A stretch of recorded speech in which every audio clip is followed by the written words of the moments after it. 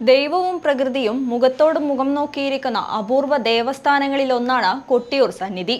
വ്യത്യസ്തങ്ങളായ ആചാരങ്ങൾ കൊണ്ടും വിശ്വാസങ്ങൾ കൊണ്ടും ലോകശ്രദ്ധ പിടിച്ചുപറ്റിയതാണ് കൊട്ടിയൂർ വൈശാഖ മഹോത്സവം.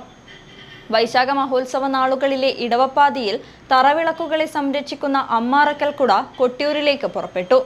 സതീദേവി കുടികൊള്ളുന്ന അക്കരെ കൊട്ടിയൂരിലെ അമ്മാറക്കലിൽ കെടാവിളക്കിന് മേൽക്കൂരയായി ചൂടാനുള്ള കുടയാണ് കൊട്ടിയൂരിലേക്ക് പുറപ്പെട്ടത്.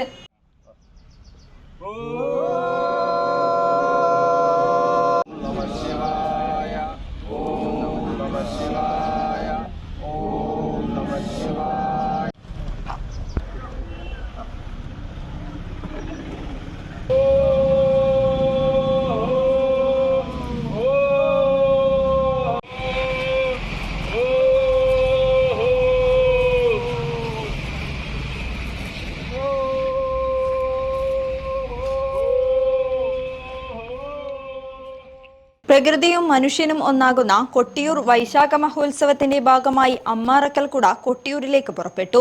ദക്ഷിണകാശിയായ കൊട്ടിയൂരിലെ മഹോത്സവ നാളുകളിലെ ഇടവപ്പാതിയിൽ തറവിളക്കുകളെ സംരക്ഷിക്കുന്നതിനാണ് ഈ കുടകൾ ഉപയോഗിക്കുന്നത്.